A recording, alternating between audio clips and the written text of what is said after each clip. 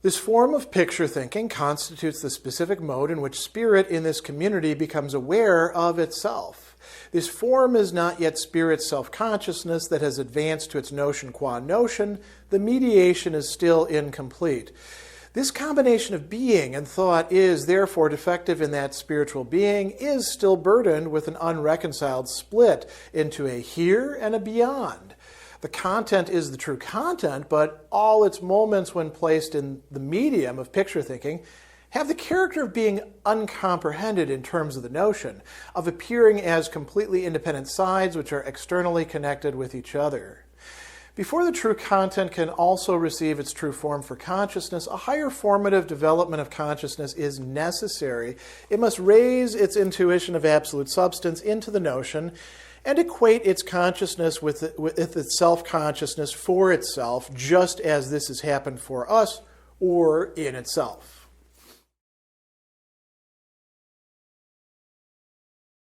In paragraph 765, we have a bit more discussion of this mode of picture thinking, or Vorstellung, that is not going to be quite adequate, although it's felt at the time to be an advance and to be more adequate, but it's not yet conceptual. It's not yet notion. It's not the fully developed notion that we're looking for in the religious community, in the revealed religion.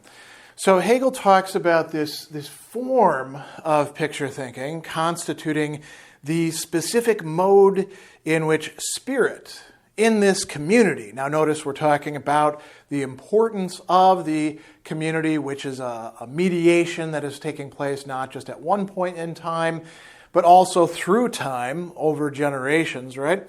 Becomes aware of itself. And this is the main goal, right?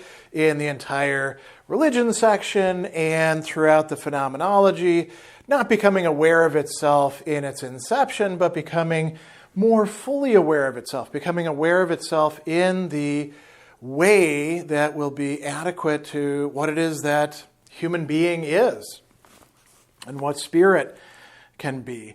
So he tells us that this form is not yet spirit's self-consciousness that has advanced to its notion qua notion, right? The Begriff als Begriff. And so we have a not yet here, but we have something on the horizon that we're definitely moving towards, right? We're making some progress towards it. And part of this progress is realizing that there's a problem here. We're going to get to that in just a moment. So he says the mediation is still incomplete, that it's not been brought to its fulfillment. So we've got two different modes for spirit's self-consciousness mediated through the community, worked out in the community. We've got this not yet notion as notion, and we'll come back to that in just a bit because we have to elaborate the other side now. This form of picture thinking, Vorstellens, right? And here, it's the verbal Vorstellen, picture thinking representing this in activity, you could say. Although Vorstellung, although it can refer to the representation as the product represented, it also has to do with the representing as well. So what does he tell us? There is a problematic here, and it has to do with this combination, the Verbindung, between being and thought. And you notice that now we're no longer in this paragraph talking about some of the other things like existence. We're talking about Sein, not Dasein. Thought, though, is really, central to this. Thought is driving the entire process. And now the text is it loses a little bit of the sense of what's going on here, because he says this combination, this Verbindung of being and thought is therefore defective. Now, defective is an adjective, and it describes a certain lack or a failure or a marring or something like that. And here in Hegel's German, we have Mangel, and that can be translated, you could translate that as defect, a lack, destitution. It's a privative term. Something has gone wrong, something's missing, something ought to be there that isn't. And so we have a defect in this combination. What's the defect? Well, Hegel goes on to tell us what this consists in, and it's got a couple different interconnected modalities, right? He says it's spiritual being is still burdened with an unreconciled split, right? So unversöhnten Entzweiung, Entzweiung is split, but it's a becoming two that are now apart from each other, a unreconciled split into a here and a beyond. Where have we seen this? Well, in the unhappy consciousness, right? That was the thematic of the unhappy consciousness. Here and not there, a there that we could get to, a beyond that we never actually get to. So, what can we say about this? Hegel tells us that these are two completely independent sides. Now, they're completely independent in our minds at this point, in what the community is representing to itself in the representation. Are they really completely independent sides in reality? No, there's mediation going on, but it is a mediation that is not being adequately thought out and lived out. So these are treated as being externally connected with each other. And, if you go to Hegel's lectures on the philosophy of religion, you'll see him talking about Vorstellung as, problematic in this respect. Not only is there the image and picture and stuff like that we're working with, which is rather conditioned, but this treatment as if ideas or concepts or notions are really just building blocks that we put together. Hegel says that is to be identified with philosophies of the understanding, but here it's also the way in which the religious community is understanding itself in relation to its object. Right? So the religious community now has, had somebody walking among them, teaching, loving, eating, hugging, doing all the things that people do, and it turned him into a beyond, right? And so he goes on and he says, before the true content, and we do have to come back to this. The content is the true content, he says. So we've got something to work with, right? But its moments have the character of being uncomprehended. And here there's a bit of a addition in terms of the notion. But that's fine, because being uncomprehended means not being in the form of the notion, not being Begriff, or in this term, the verb begreifen, right? They are not yet comprehended. And that is what we're trying to get to. So, a little bit lower, he says, before the true content can also receive its true form. So we're looking now at something that's not the form of picture thinking, but the form of notion. A higher formative development of consciousness is necessary. Something more has to happen, right? We need to proceed. And he says it must raise its intuition, Anschauung, of absolute substance into the notion. So we have to draw what we've got and put it into a conceptual form.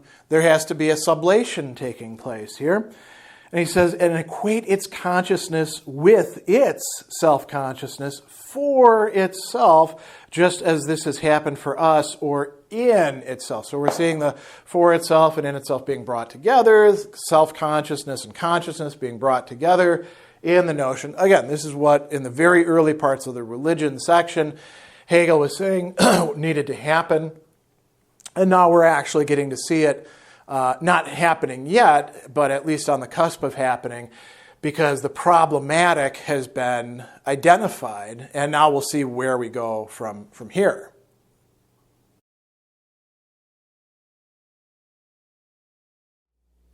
This content is to be considered as it exists in its consciousness. Absolute Spirit is the content and is thus in the shape of its truth.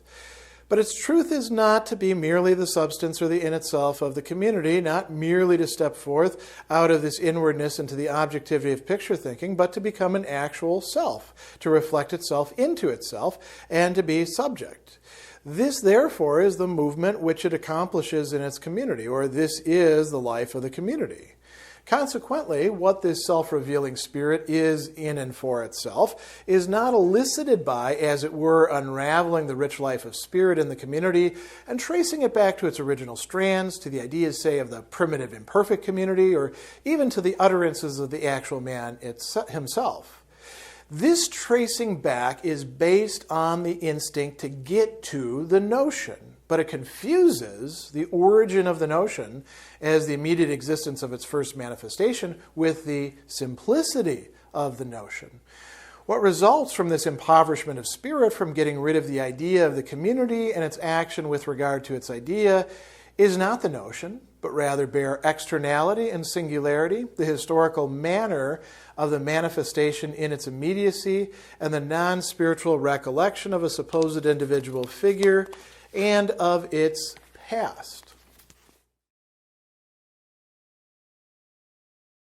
Paragraph 766 further elaborates some mistaken approaches to understanding the revelation that is happening in revealed religion and how it relates to spirit in the community, in the Gemeinde, which includes us if we are looking on and trying to get out of that historical community and its development and its hermeneutics, what it is that we can draw from it. We're not completely disconnected from it, even if we, look at it from the vantage point of late modernity and its secularity.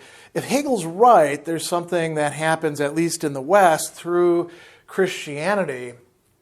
And he's going to talk about self-revealing, sich offenbarende spirit, right? So he says that we're going to look at this we're going to look at consciousness and this content that we started discussing in the previous paragraph. This content is to be considered as it exists in its consciousness. Absolute spirit is the content, and is thus in the shape of its truth. So we're going to come to that in a moment, right? And he says the truth is not merely to be this or that. So we're going to go into that. So a little bit later he says what this self-revealing spirit is in and for itself is not going to be gotten at in one way that we're going to come to in a moment. So what is this, right? We've got the in and for itself, an und für sich. It's not an und für sich sein, it's as this spirit is in itself and for itself. And so that's, an important unity. But as we've seen, it's a not yet, right? And we're going to get a little bit more description of what that not yet is going to look like in rather abstract terms in just a moment. But we've also got this aspect of self-revealing, sich offenbarende, right? So a revealer reveals to a reveille, we could say, as opposed to the revealed. What is it that's being revealed? It's not just a bunch of words or, well, here's the truth of everything in propositional form. It rather has to do with the relations between the revealer and the revealed to, the revealee, we could say. And so the revealed, what has been, made open, offenbaren, is not just a set of dogmas or, practices or something, do this and you'll be right with God. It's rather a better understanding of the nature of God and our relation with God, right? So how does this take place? Well, we've got this content, this inhalt of the absolute spirit. And when we see this term content, we should immediately think, well, what's the form? Form and content go together. And here's where he talks, instead of form, he uses the term Gestalt, the shape of absolute spirit. Here He says it's thus in the shape of its truth, its Wahrheit, its condition of being true. And then he says it's truth, and here we have a not just. So he's not saying that these other things are going to be completely left behind, get rid of them, they're no good whatsoever. He is saying that they're not only not the entire picture, but they're not the main show, even though there's a tendency to think of them as being the main show at this point. So we've got three things that are being mentioned here. What do we have?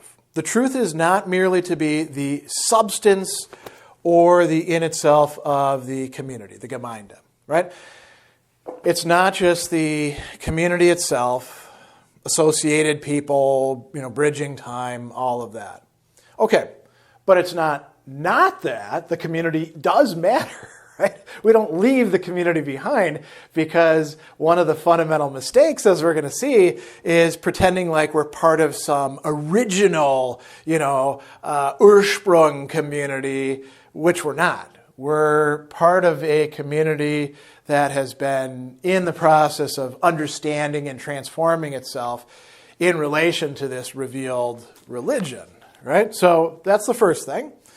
Then he says, nor merely to step forth out of this inwardness, the inwardness of the community, into the objectivity, the Gegenständlichkeit of picture thinking. Okay, that is the objectivity, the object likeness of the picture thinking, the Vorstellens of the community. The community has been given this revelation. The community is thinking about it. It is depicting it. It is arranging it. It is presenting it, right? And who is it presenting it? Well, to potential members of the community, as it does missionary activity, but much more to itself over time.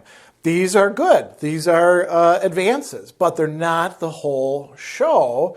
And it's a mistake to think of them as being so, both for those who would take on that religion and for those who would reject or criticize that religion, because they're missing out on something that's, in Hegel's view, much more important at this stage. What is this? Okay, its truth, its Wahrheit, is to become an actual self, wirkliches Selbst, right?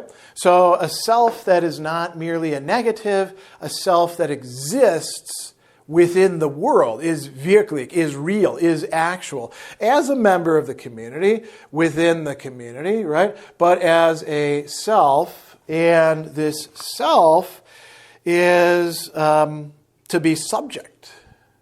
Subject in the sense of agency, right? So how does this happen? He says it reflects itself into itself. Now that is a very interesting way to think about it. Reflects itself into itself. Sich in sich, right? The Selbst sich in sich reflektiert, right? And thereby becomes subject. The self attains a, you could say, greater intensity with this inward reflection of itself, by itself, in itself. And it doesn't do so entirely in a solipsistic way, making itself God. It does so in relation to what has been revealed. I mean, we are not that far at this point in talking about this from one of Hegel's great critics, Søren Kierkegaard. If you ever read the beginning of The Sickness Unto Death, what is the self? It is a relation that is, related to a relation. It gets quite complex. That is reflection. That is being reflected into itself and in relation to God. So we got a lot going on here in terms of the truth, right? The truth is not something simple, not something to be simplified, and that is going to be a fundamental mistake that so many religious people make in Christianity, and you could also extend this to other religions. So he says to us, this, therefore, is the movement which it accomplishes in its community, or this is the life of the community. So this reflection of the self into itself, the actual self, becoming subject doesn't take place by somebody withdrawing entirely from the community, but through their participation in the community. They could become a sort of privileged point within the community. Oh, I've had these, new ideas about these revelations and what they mean for us. Let me write a book. Let me teach people. Let me become a saint. All of those are possibilities, but they exist within a community. So he goes on and he says, consequently, what this self-revealing spirit is in and for itself is not elicited by unraveling the rich life of spirit in the community. Notice, rich life for spirit is possible within a community. It doesn't mean that you have to be like looking at everybody all the time or going to services all the time. Community extends throughout space and time, and it might exist partly in your imagination, right? In your connection with others who are long past. Again, if we want to use Kierkegaard, think about who he views himself as in conversation with and as connected with. Well, Hegel for one, but also Luther, also Descartes, also Augustine, right? All these other people that are long since past. So, being within the rich life of the community, that is a possibility for spirit. How do we lose that? How do people lose that? Taking the wrong path. Engaging in something that becomes, if we want to use Hegel's terms, something that's supposed to be wirklich, something that's supposed to be actual, but is actually just vorgestellt, something just purely represented or even imagined.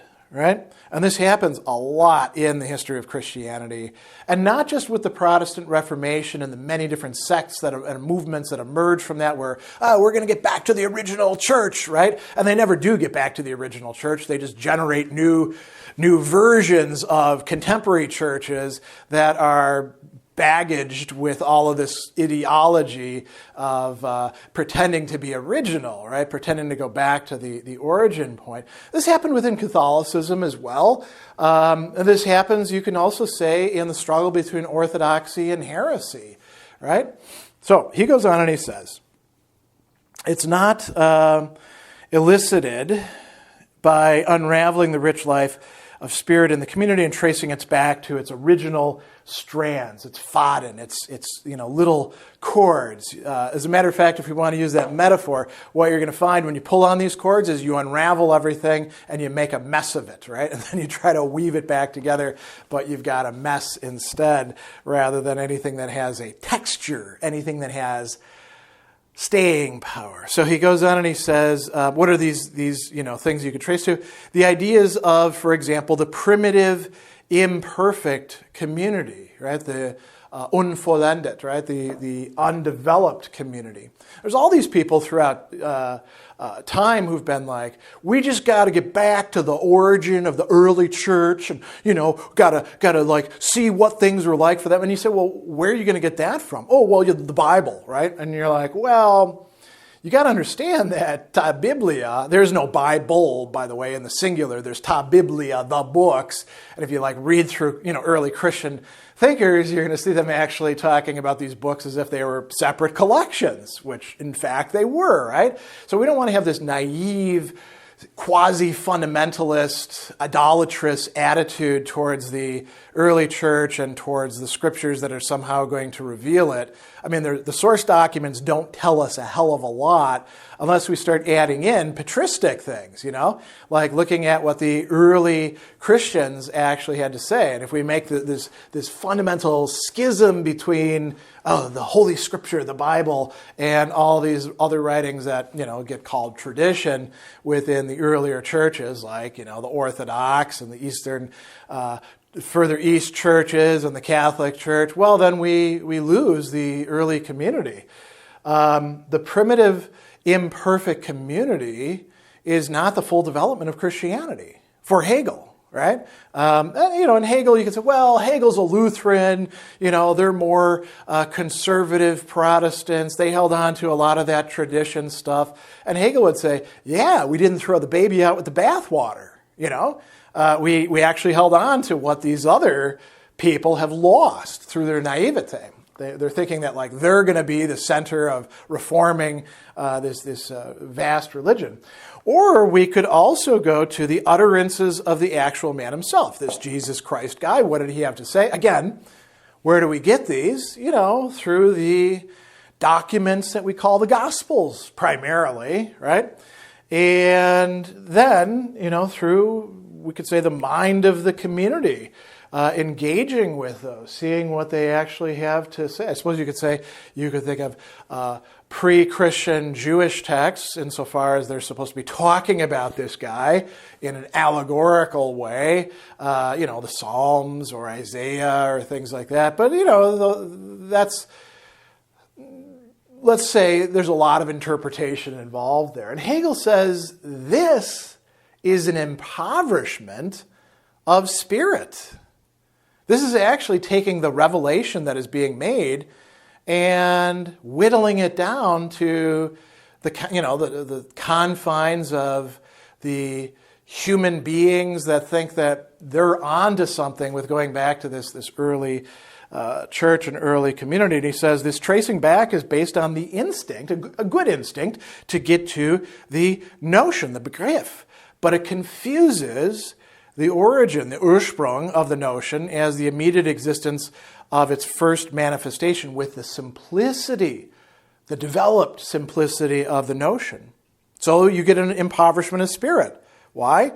You're getting rid of the idea, the Vorstellung of the community and its action with regard to its idea. So it's not just making ideas or, continuing replicating ideas. The community engages in action, tun, doing, with these ideas. And it develops them further, getting them closer and closer to something that's not just Vorstellung, not just ideas, not just picture thinking. By contrast, if we try to go this, I'm going to get to the early church and I'm the one who actually knows what that means, because I'm so smart and I can read the scriptures and they'll tell me so easily what it is, we've all encountered people like that. Hegel says this is bare externality and singularity, the historical manner of the manifestation in its immediacy and the non-spiritual recollection of a supposed individual figure and of its past. Non-spiritual.